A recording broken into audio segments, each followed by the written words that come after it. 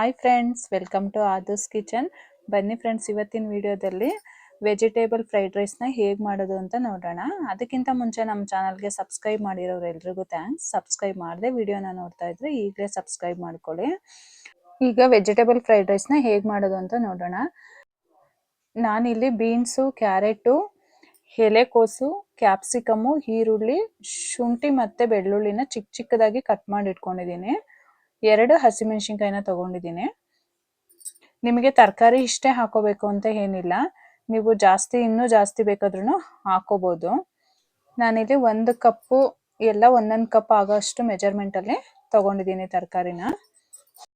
ಆಮೇಲೆ chilli powder, garam masala, ಧನಿಯಾ ಪುಡಿ, ಕರಿಬೇವು, ಕೊತ್ತಂಬರಿ ಸೊಪ್ಪು, ಸ್ವಲ್ಪ ಸೋಯಾ ಸಾಸು ಮತ್ತು ಎಣ್ಣೆ. ನಾನಿಲ್ಲಿ ಒಂದು ದೊಡ್ಡ ಬಾಣಲಿನ ಇಟ್ಕೊಂಡಿದ್ದೀನಿ. ನಾನು ಲಾಸ್ಟಿಗೆ ಇದರಲ್ಲೇ ರೈಸ್ನ ಮಿಕ್ಸ್ ಮಾಡೋಣ ಅನ್ನೋದಕ್ಕೋಸ್ಕರ ದೊಡ್ಡ ಬಾಣಲಿನ ತೊಗೊಂಡಿದ್ದೀನಿ. ನಾನಿಲ್ಲಿ ಕೊಬ್ಬರಿ ಎಣ್ಣೆನ ಯೂಸ್ ಮಾಡಿ ಮಾಡ್ತಾ ಇದ್ದೀನಿ. ನಿಮ್ಮ ಮನೇಲಿ ನೀವು ಯಾವ ಎಣ್ಣೆನ ಯೂಸ್ ಮಾಡ್ತೀರಾ ಅದೇ ಎಣ್ಣೆಲೇನೆ ಮಾಡ್ಕೋಬೋದು. ಇಲ್ಲಿ 4ರಿಂದ 5 ಸ್ಪೂನಷ್ಟು ಎಣ್ಣೆನ ಹಾಕೊತಾ ಇದ್ದೀನಿ. ಎಣ್ಣೆ ಸ್ವಲ್ಪ ಬಿಸಿ ಆದಮೇಲೆ ಕಟ್ ಮಾಡಿ ಇಟ್ಕೊಂಡಿರೋಂಥ ಶುಂಠಿ ಬೆಳ್ಳುಳ್ಳಿನ ಹಾಕ್ತಾ ಇದ್ದೀನಿ. ನೀವು ಪೇಸ್ಟ್ ಬೇಕಾದ್ರೂ ಯೂಸ್ ಮಾಡ್ಬೋದು. ಈ ಥರ ಚಿಕ್ಕ ಚಿಕ್ಕದಾಗಿ ಶುಂಠಿ ಬೆಳ್ಳುಳ್ಳಿನ ಕಟ್ ಮಾಡಿ ಹಾಕೊಂಡ್ರೆ ಅದು ಫ್ರೈಡ್ ರೈಸ್ ತಿನ್ನುವಾಗ ಅದು ಬಾಯಿಗೆಲ್ಲ ಸಿಗುತ್ತಲ್ಲ, ಶುಂಠಿ ಬೆಳ್ಳುಳ್ಳಿ ಫ್ರೈ ಆಗಿರೋದು, ಅದೊಂಥರ ಚೆನ್ನಾಗಿರುತ್ತೆ ಟೇಸ್ಟು. ಅದಕ್ಕೆ ನಾನು ಕಟ್ ಮಾಡಿ ಹಾಕೊತಾ ಇದ್ದೀನಿ. ನೀವು ಶುಂಠಿ ಬೆಳ್ಳುಳ್ಳಿ ಪೇಸ್ಟ್ ಕೂಡ ಯೂಸ್ ಮಾಡ್ಬೋದು. ಇದು ಶುಂಠಿ ಬೆಳ್ಳುಳ್ಳಿ ಎಲ್ಲ ಚೆನ್ನಾಗಿ ಫ್ರೈ ಆದಮೇಲೆ ನಾನಿಲ್ಲಿ ದೊಡ್ಡದು 2 ಈರುಳ್ಳಿನ ಉದ್ದದಾಗಿ ಕಟ್ ಮಾಡಿ ಇಟ್ಕೊಂಡಿದ್ದೀನಿ, ಅದನ್ನು ಹಾಕೊತಾ ಇದ್ದೀನಿ. ನೀವು ಚಿಕ್ಕ ಚಿಕ್ಕದಾಗಿ ಬೇಕಾದರೂ ಕಟ್ ಮಾಡ್ಕೋಬೋದು, ಅಥವಾ ಇನ್ನೂ ಫುಲ್ಲು ಉದ್ದದಕ್ಕಾದ್ರೂ ಬೇಕಾದ್ರೆ ಕಟ್ ಮಾಡ್ಕೋಬೋದು. ನಾನಿಲ್ಲಿ 2 ಹಸಿಮೆಣಸಿನ್ಕಾಯಿನ ಹಾಕ್ತಾ ಇದ್ದೀನಿ.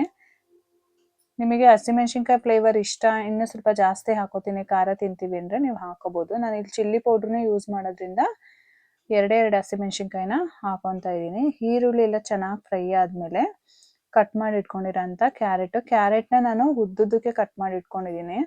ನಾವು ಚಿಕ್ಕದಾಗಿ ಕಟ್ ಮಾಡ್ಕೊಂಬಿಟ್ರೆ ಫ್ರೈಡ್ ರೈಸಲ್ಲೆಲ್ಲ ಕಾಣಿಸಲ್ಲ ತರಕಾರಿ.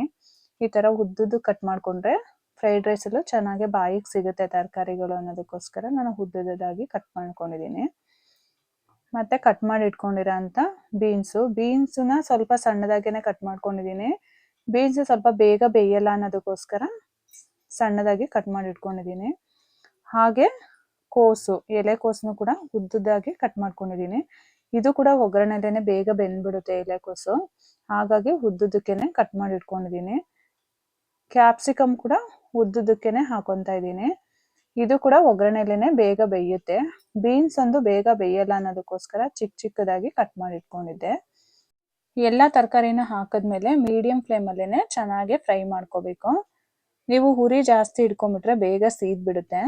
ನೀವು ಉರಿ ಕಮ್ಮಿ ಹಿಡ್ಕೊಂಡು ನಿಧಾನಕ್ಕೆ ಫ್ರೈ ಮಾಡ್ಕೊಳ್ಳೋದ್ರಿಂದ ಟೇಸ್ಟ್ ಕೂಡ ತುಂಬಾ ಚೆನ್ನಾಗಿರುತ್ತೆ. ಎಲ್ಲ ಚೆನ್ನಾಗಿ ತರಕಾರಿ ಎಲ್ಲ ಸ್ವಲ್ಪ ಅಂದರೆ 1/4 ಭಾಗದಷ್ಟು ಫ್ರೈ ಆಗಬೇಕು. ಫ್ರೈಡ್ ರೈಸಿಗೆ ತುಂಬಾ ತರಕಾರಿ ಬೆಂದ್ಬಿಟ್ರೂ ಟೇಸ್ಟ್ ಇರೋದಿಲ್ಲ. 1/4 ಭಾಗದಷ್ಟು ಬೆಂದರೆ ಸಾಕು ತರಕಾರಿಗಳು. ಚೆನ್ನಾಗಿ ಎಣ್ಣೆಯಲ್ಲಿ ಫ್ರೈ ಮಾಡ್ಕೋಬೇಕು. ಆಮೇಲೆ ರುಚಿಗೆ ತಕ್ಕಷ್ಟು ಉಪ್ಪನ್ನ ಹಾಕೊಳ್ಳಿ. ನಾನು ರೈಸಿಗೂ ಕೂಡ ಉಪ್ಪು ಹಾಕಿ ಅನ್ನನ ಮಾಡ್ಕೊಂಡಿದ್ದೀನಿ, ಹಾಗಾಗಿ ಇಲ್ಲಿ ಸ್ವಲ್ಪ ಉಪ್ಪನ್ನ ಯೂಸ್ ಮಾಡ್ತಾ ಇದ್ದೀನಿ. ನೀವು ರೈಸ್ಗೆ ಉಪ್ಪು ಹಾಕಲ್ಲ ಅನ್ನೋದಿದ್ರೆ ನಿಮಗೆ ಗೊಜ್ಜಿಗೆ ಇನ್ನೊಂದು ಸ್ವಲ್ಪ ಜಾಸ್ತಿ ಉಪ್ಪನ್ನ ಹಾಕೋಬೇಕಾಗುತ್ತೆ. ನಿಮಗೆ ಖಾರಕ್ಕೆ ಎಷ್ಟು ಬೇಕೋ ಅಷ್ಟು ನೋಡಿ ಚಿಲ್ಲಿ ಪೌಡ್ರನ್ನ ಹಾಕೊಳ್ಳಿ.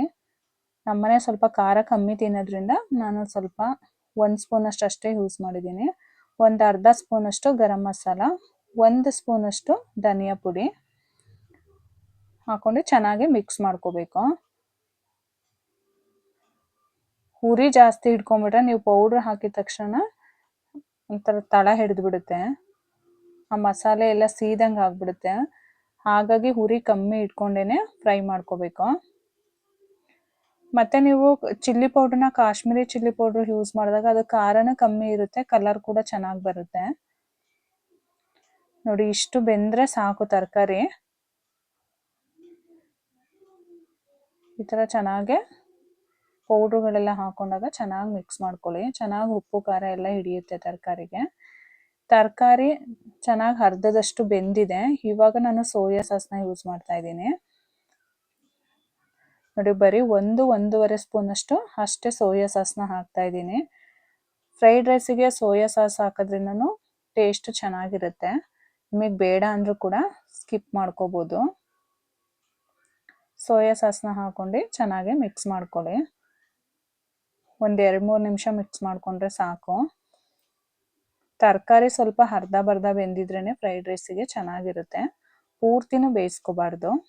ನೋಡಿ ತರಕಾರಿ ಇಷ್ಟು ಬೆಂದರೆ ಸಾಕು. ಲಾಸ್ಟಿಗೆ ಸ್ವಲ್ಪ ಕೊತ್ತಂಬರಿ ಸೊಪ್ಪನ್ನ ಹಾಕ್ತಾ ಇದ್ದೀನಿ. ಕೊತ್ತಂಬರಿ ಸೊಪ್ಪನ್ನ ಹಾಕಿದ್ಮೇಲೆ ಚೆನ್ನಾಗಿ ಮಿಕ್ಸ್ ಮಾಡ್ಕೊಳ್ಳಿ. ಈಗ ಗ್ಯಾಸ್ನ ಆಫ್ ಮಾಡ್ತಾ ಇದ್ದೀನಿ. ನಾನಿಲ್ಲಿ ಎಲ್ಲ ಗೊಜ್ಜನ್ನು ಕಲಿಸ್ತಾ ಇಲ್ಲ, ನಾನು ಇಬ್ಬರಿಗಷ್ಟೇ ಕಲಿಸ್ತಾ ಇದ್ದೀನಿ, 2-3 ಜನಕ್ಕೆ ಆಗೋವಷ್ಟು. ಹಾಗಾಗಿ ಸ್ವಲ್ಪ ಗೊಜ್ಜನ್ನ ಎತ್ತಿಟ್ಕೊತಾ ಇದ್ದೀನಿ. ನೀವು ಇದನ್ನು ಫ್ರಿಜ್ಜಲ್ಲಿ ಇಟ್ಕೊಂಡು ಕೂಡ ಯೂಸ್ ಮಾಡ್ಕೋಬೋದು. ನಿಮಗೆ ಎಷ್ಟು ರೈಸ್ ಬೇಕಷ್ಟು ನೋಡಿ ಕಲಿಸ್ಕೊಬೋದು. ನಾನಿಲ್ಲಿ ಒಂದು 3 ಜನಕ್ಕೆ ಆಗೋವಷ್ಟು ಮಾತ್ರ ಕಲಿಸ್ತಾ ಇದ್ದೀನಿ. ನಾನಿಲ್ಲಿ ಮೊದಲೇ ರೈಸ್ನ ಮಾಡಿಟ್ಕೊಂಡಿದ್ದೆ. ನೀವು ನಿಮ್ಮ ಮನೇಲಿ ಯಾವ ರೈಸ್ನ ಯೂಸ್ ಮಾಡ್ತೀರಾ ಅದೇ ರೈಸಿಂದನೇ ಮಾಡ್ಕೋಬೋದು. ರೈಸು ಸ್ವಲ್ಪ ಉದ್ರುದ್ರಾಗಿದ್ರೇ ಚೆಂದ ಫ್ರೈಡ್ ರೈಸಿಗೆ, ಮೆತ್ತಗಾಗಬಾರ್ದು. ನಾನು ಮಾಡಿರೋ ರೈಸು ಸ್ವಲ್ಪ ಮೆತ್ತಗೇ ಆಗಿದೆ, ತುಂಬ ಉದ್ರುದ್ರಾಗಿಲ್ಲ ರೈಸು. ಸ್ವಲ್ಪ ನೀರು ಜಾಸ್ತಿ ಆಗಿ ಮೆತ್ತಗಾಗಿದೆ ಸ್ವಲ್ಪ. ಈ ಥರ ಚೆನ್ನಾಗಿ ಮಿಕ್ಸ್ ಮಾಡ್ಕೊಂಡು ಉಪ್ಪು ಖಾರ ಕರೆಕ್ಟಾಗಿದೆಯಾ ಒಂದ್ಸಲ ಚೆಕ್ ಮಾಡ್ಕೊಳ್ಳಿ. ನೋಡಿ ಎಷ್ಟು ಚೆನ್ನಾಗಿ ಬಂದಿದೆ ಫ್ರೈಡ್ ರೈಸು, ರುಚಿನೂ ಕೂಡ ಅಷ್ಟೇ ಚೆನ್ನಾಗಿರುತ್ತೆ. ನೀವು ಒಂದ್ಸಲ ಮಿಸ್ ಮಾಡದೆ ಟ್ರೈ ಮಾಡಿ, ಹೇಗಿತ್ತು ಅಂತ ಕಮೆಂಟ್ ಮಾಡಿ ತಿಳಿಸಿ. ವಿಡಿಯೋ ಇಷ್ಟ ಆಗಿದ್ರೆ ನಿಮ್ಮ ಫ್ಯಾಮಿಲಿ ಫ್ರೆಂಡ್ಸಿಗೂ ಕೂಡ ಶೇರ್ ಮಾಡಿ. ಮತ್ತೆ ಒಂದು ಹೊಸ ರೆಸಿಪಿ ಜೊತೆ ಮುಂದಿನ ವಿಡಿಯೋದಲ್ಲಿ ಸಿಗ್ತೀನಿ. Thank you for watching. ಈ ವಿಡಿಯೋ ನಿಮಗೆ ಇಷ್ಟ ಆಗಿದ್ರೆ ಲೈಕ್ ಮಾಡಿ, ಶೇರ್ ಮಾಡಿ, ಸಬ್ಸ್ಕ್ರೈಬ್ ಮಾಡಿ, ಮತ್ತೆ ಬೆಲ್ ಹೊಡೆಯೋದನ್ನ ಮರಿಬೇಡಿ.